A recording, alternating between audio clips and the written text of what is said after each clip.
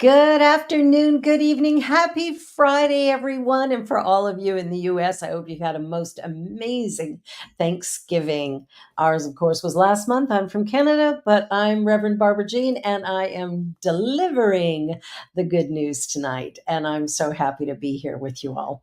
Well, I tell you, as a young person growing up, I dreamed of flying cars and what that would be like to hover over traffic and move around, speed. Oh, hey, wait a minute. It's now a reality. Who knew? Well, we've been thinking about it for a long time.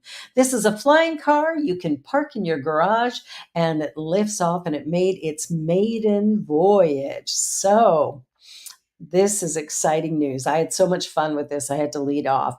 So, last year, the Good News Network reported on the Samson Switchblade, a street legal car that had received its airworthiness certificate from the FAA and was ready to begin testing. Well, last week, a veteran pilot took the Switchblade up on its maiden voyage, driving it to the airport, deploying its wings and tails, and taking off for a 6-minute flight 500 feet above the ground. The highly anticipated two-seater received 2,300 reservations from 57 countries and all 50 states in the US.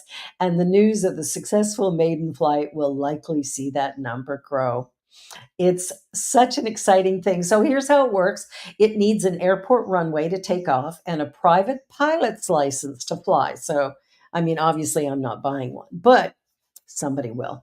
It uses unleaded gasoline rather than the leaded airplane fuel and needs 3 minutes to switch into flying mode. How cool is that? The aircraft can then be flown to the airport nearest your destination at up to 200 miles per hour and within a range of 450 miles. It can reach altitudes of 13,000 feet, supposedly. Once landed, it folds in its wings and tail and is small enough to be parked in a normal garage. So, everybody, get out your checkbooks. Oh, do we do that anymore? Get out your plastic. Time to buy a flying car. How exciting. It doesn't take much to excite me these days, but that was one of them. All right. So there's a lot of people who struggle with COVID and the recovery from COVID. And many people talk about the fact that they can't smell or taste.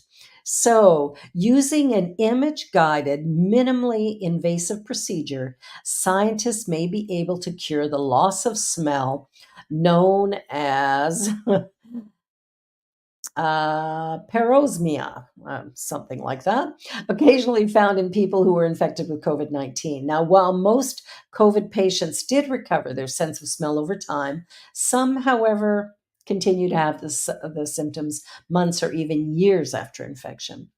So the parosmia was previously been reported as a rare disorder occurring after brain trauma, surgery, stroke, viral syndromes, neck and head tumors.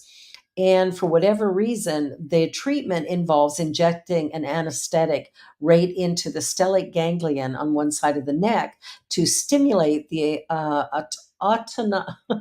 autonomic nervous system. That's what we need in order to smell, I guess. So, this minimally invasive procedure takes less than 10 minutes and it's been working very well. For some people, 100% recovery. So, if you've been suffering, there may well be an answer for you. Well, let's just move it along. We're talking about pain. So, this particular thing, they went through 27 million compounds and they found one that outperforms other pain meds. So, scanning a library of 27 million different molecules, a bi-institutional team identified some that work more effectively than the existing pain medications, gabapentin and pregabalin. Prescribed to nearly 50 million Americans in 2020, gabapentin is used to treat pain and dysfunction related to restless leg syndrome. Yeah, I've got that. I've taken gabapentin actually. Epilepsy, hot flashes, neuropathy, nerve pain, and the other drug, pregabalin, of course, has harsher side effects, some of them even leading to death. So this new drug is going to make a whole big difference. So it newly identified molecule binds to an inner region of the calcium channel to indirectly regulate it, outperforming these other drugs and without the side effects, promising a great relief for people who are suffering from these illnesses. Developing effective pain management with minimal side effects is crucial, but creating new therapies has been challenging. Rather than directly going after known targets for pain relief, our lab is focused on indirectly targeting proteins that are involved in pain. In particular, the research centered around a protein called CRMP2, a key regulator of the calcium channel, which binds to it from the inside. He and his colleagues previously discovered a peptide derived from the CRMP2 that could uncouple from the calcium channel. With this peptide, it was delivered to the cells. It acted as a decoy, blocking the CRMP2 from binding to the inside of the channel. Result, feeling better. So those scientists, they come up with creative solutions to all manner of things, and aren't we glad they do? Well, here's an interesting story. You never know what's hanging in your kitchen, what's hanging in your garage, or wherever. Well, this particular painting was found to be hanging over an elderly woman's little hot plate. So a few years ago, the art world was abuzz with news that a painting by the 13th century master, okay, I got to get his name right here, Chimambue, I'm not sure I said that quite right, but Chimambue, was discovered and was going up for auction. At the time, it was found in the house of a 90-year-old French woman hanging above her hot plate. Christ Mocked was identified only because one of the elder's children decided to bring an appraiser into the house whilst they were preparing to help her move. The elder had originally planned to find a new home for the painting in the nearest wastebasket. Yes, she was going to throw it away, assuming the 10 by 8 painting to be a simple Greek icon. Going up at auction in 2019, it sold for over $25 million, 4 times its predicted amount. Smithsonian reports that Fabrizio Moretti, the buyer who was working on behalf of 2 other collectors, believed it to be of inestimable value. It's one of the most important Old Master discoveries in the last 15 years. Chimambue is the beginning of everything. He started modern art. When I held the picture in my hands, I almost cried. He was taken with this.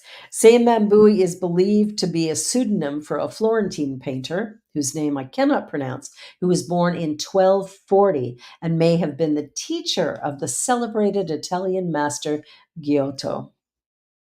This is a milestone in art history and a really important find. And thank goodness she didn't throw it in the trash. All right, we're going to take a little commercial break. Thank our sponsors. I want to say a big thank you and give a shout out to the Good News Network for supplying all this good news. And of course, Sunnyside as well. There's just great stories that we find, Sunny Skies, where we find these great stories. So we're going to be back in just a minute. Don't go away. More good news to come. Please help us say thank you to our organizational sponsors, including the Hepperlin Foundation, Affiliated New Thought Network, International New Thought Alliance, Science of Mind Archives and Library Foundation, Center for Spiritual Living Denver, Center for Spiritual Living Midtown, New Thought Philadelphia, Planned Happiness Institute, Summit Center for Spiritual Living, One Heart Retreats, Center for Spiritual Living on the Lake, Unity Spiritual Center, Kitchener, Om Center for Spiritual Living, La Mesa, Satya Center, Center for Spiritual Living, North Jersey, Unity of Savannah, and Center for Spiritual Living, Seattle, as well as all of our individual donors. Thank you for making New Thought Media Network a place to be. Please Watch me change when you change the way you look at things. The things you look at change. When you change the way you look at things, the things you look at change. When you change the way you look at things, the things you look at change. When you change the way you look at things, the things you look at change. And we're back with a great story. Oh my goodness, this is just so heartwarming. The I'll tell you, we're surrounded by the most remarkable people in this world, and I think we need to focus more on that. So, a New Hampshire man had no car, no furniture, but died with a big secret, leaving his town millions. Yes, millions. In the small town of Hinsdale, Jeffrey Holt lived a slightly eccentric but mostly quiet life, working contentedly as the groundskeeper of a mobile home park. Relying on either a bicycle or a lawnmower as his mode of transport, his friends remembered him as an articulate fellow, and his obituary page describes him as fundamentally modest and demure, intellectually curious, humorous, and somewhat eccentric. He was a person who made friends easily and an authority on automobiles and an aficionado of die-cast metal cars as well as model railroading. The next line hints at the surprise that 4,200 residents of Hinsdale received along with the news of his death, that he had a knack for market economics and amassed a $4.2 million fortune through investing in mutual funds, which he left in its entirety to advance education, health services, recreation, and culture in the town. The story broke first by the Associated Press, records the shock of several residents in the New Hampshire town who would often see him riding his sit down lawnmower in the convenience store or sitting on it in the trailer park reading a newspaper in threadbare clothes, watching the cars go by. Hinsdale has abundant fishing, hiking opportunities, and nearly the whole local economy is small businesses. The money was left to the New Hampshire Charitable Foundation, which believes it could transform the town. But the town administrator, on the other hand, said the money would be used just as Mr. Holt used it, frugally. Interest payments from the foundation's trust, which have now increased to around $150,000 a year, will be used to fund various grants that institutions or organizations can apply for. Talk about a good news story. There's so many beautiful people in our world, and I'll tell you, this gentleman, boy, he gets a gold star for what he's done. Well, going above and beyond is something that some people just seem to do, and many never consider. But this young man, when we look at our teenagers, sometimes we can be a little bit critical of them. But let's just take a look at this young fella. He made a change in his route going home, just took a slightly different route, and this resulted in the heroic act of kindness. In a heartwarming turn of events, a teenager's decision to take an unexpected route home resulted in a heroic act of kindness and has left the community buzzing with gratitude. Elijah Champion had visited Market Basket on Netherland Avenue to pick up a job application. On his journey back, he crossed over the avenue in the street and at 25th Street instead of his usual 27th Street route. And because I walked down to Family Dollar, I came down the road he was on, Champion told them. I know if I'd crossed immediately, I wouldn't have seen him. It was during his detour that this high school freshman encountered an elderly man whose hips had given out, leaving him stranded about a mile and a half from his home. When I found him, he was lying on the side of the road with his bottom half in the grass and his top half in the road itself. When people drove by, they made sure to go around him, so it was pretty obvious they'd seen him. Oh my gosh. There are still people who would do that. Undeterred, Champion went door to door seeking assistance. And after knocking on approximately 15 doors, which is kind of the bad news, he finally found a willing neighbor, and the plea for help was captured on camera. I felt relieved and surprised at the same time because I knew that if I tried hard enough, I would find someone who would help. It was disappointing just to see how many people wouldn't help. But he persevered. While the man, champion assistant, preferred to remain anonymous, he expressed profound gratitude for the teen's quick thinking. And he remarked, I mean, he actually walked down 2 or 3 blocks down the road, got someone to help me. It's the good Lord looking after me. Nice to know there's still people out there that will help you. Well, there was a little sign, you can see it in the photo. If this is your son, you've done a great job raising him. He's a freshman, but I don't know his name. He was walking home from Market Basket where he was getting a job application when he saw an older man on the ground. He ran to multiple houses until he found someone who could help. My husband went with him to find the older gentleman and took the man home. He was having trouble walking due to arthritis and he fell. Yeah, I would be very proud if I was his parent. Aw, how beautiful is that? It's, it's interesting how little it takes to really do something wonderful for somebody else. So, this is your job now from here on in. Practice random acts of kindness. Please. All right. Here's another hero story. I'll tell you, we've got a couple of them tonight. A hero truck driver saves a choking woman who stopped her car on a construction site. So, an Illinois woman has a lot to be thankful for this Thanksgiving: a pair of healthy children, the keys to a German made SUV, and the fact that when her life depended on it, she parked in front of a hero in waiting. Jeff Hannes was calmly sitting on the side of the road in his cement truck at the Ozinga job site near Bolingbrook I-55 and Route 53, listening to classical violin on his sound system. All of a sudden, his working day became very unusual as a woman pulled up in front of his truck, got out, and gave the international symbol that her airway was blocked. 2 hands on the neck.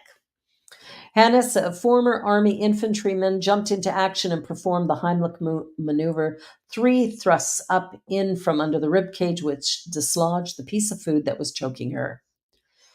He said, I was in the right place at the right time, and I did what, in my opinion, most people would have done. But that wasn't the end of this.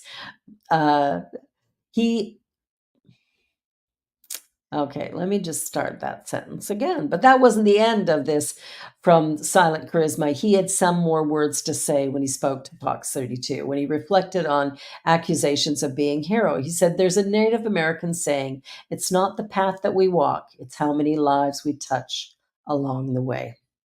The Chicago Bulls reached out to Hannes and gave him free courtside tickets for his heroism. Woohoo! So be a hero. You just might get yourself to some wonderful sporting event.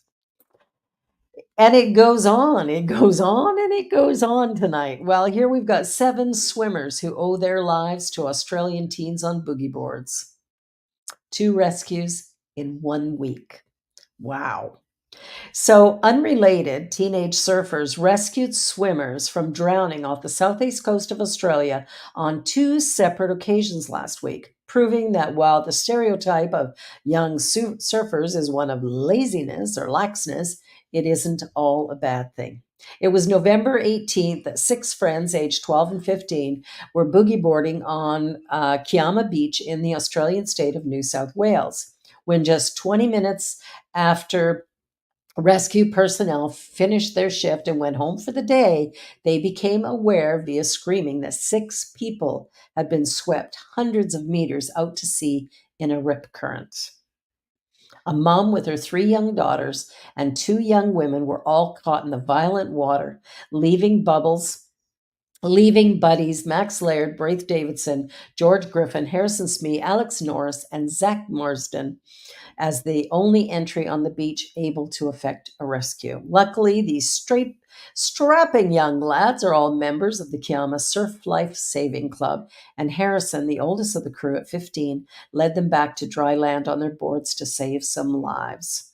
George described the event as shocking, but told ABC News Australia, "We just had to do what we could." I got to an 9-year-old kid called Matt, and by the time I got to him, he was completely underwater, just his hand above the surface of the water. So I was pretty worried, said George. Harrison, George, and their comrades rescued all 6 girls just nights after another group of surfers on another beach rescued another person, this time a distressed teenage boy swimming alone after safety patrol hours. Okay, so the message here: once all those lifeguard people go home, stay out of the water. That might be an idea. So, this rescue, which took place on Jones Beach, about 2 miles north of Kiama Beach, was carried out by high schoolers. These kids did a great job and they made a big difference in a number of families' lives. So, bravo, young men. You're awesome. Okay, well, here we go. Another awesome story of another young person doing great work.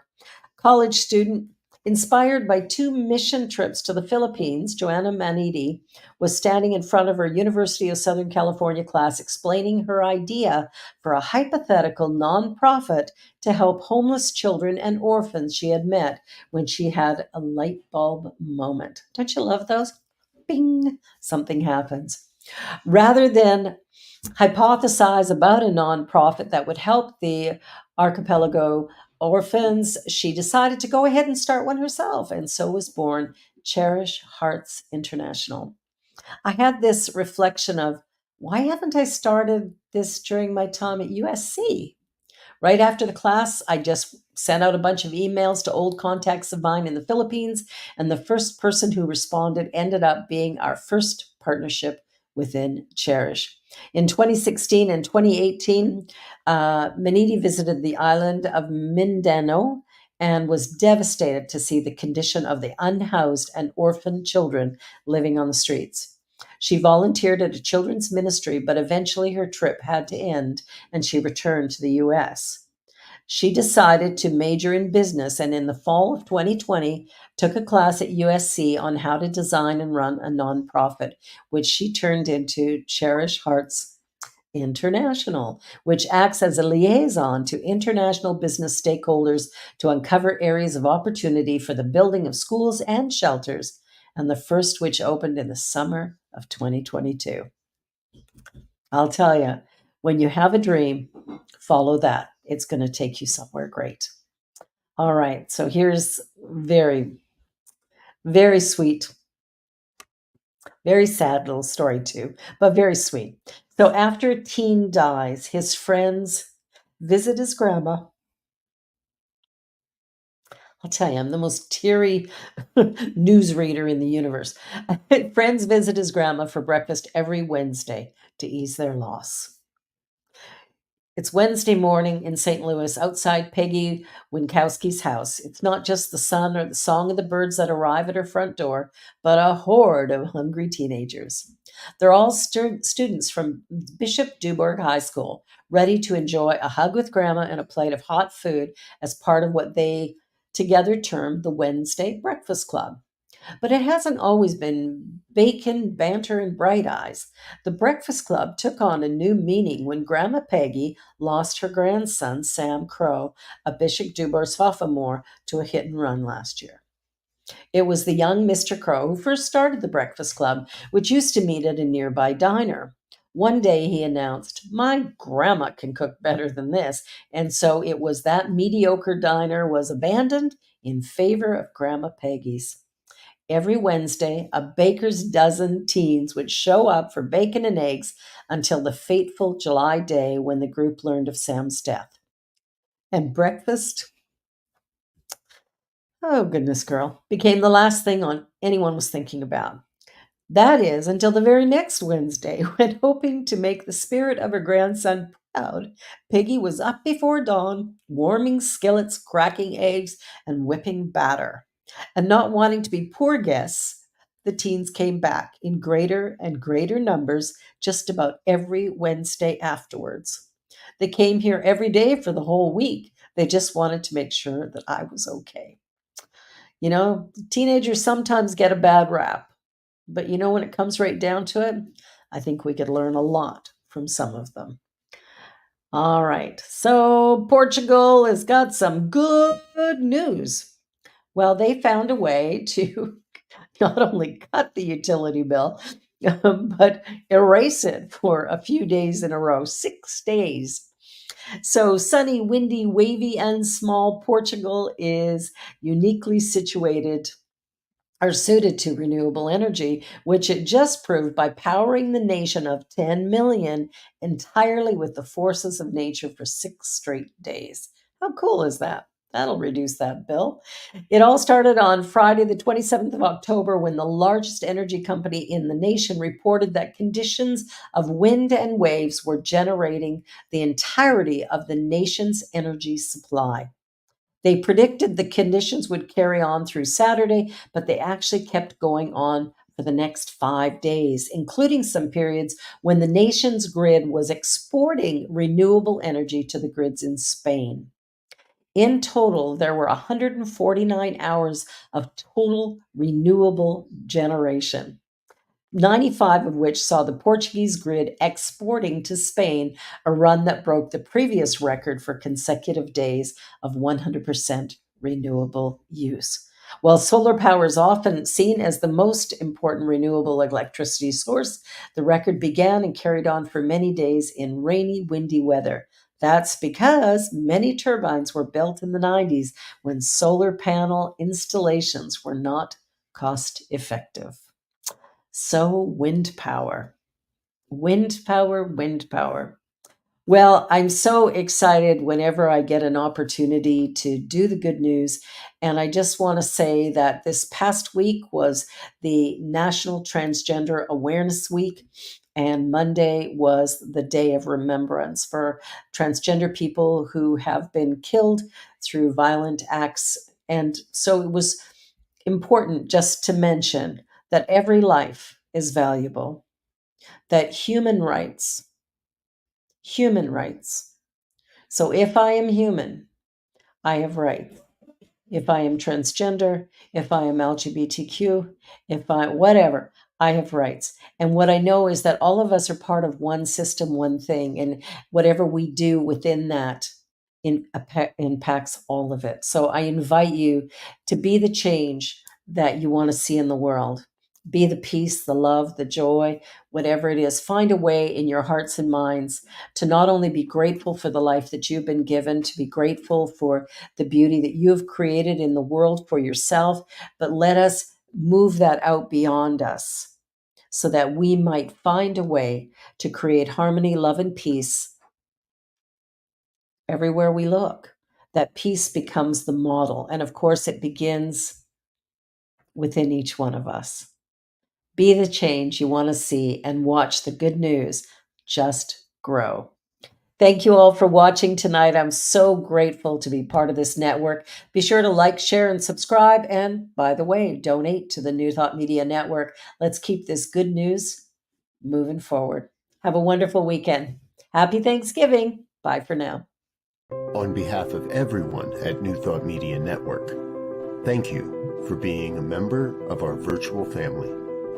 Your financial contributions help share the New Thought message with people from around the world.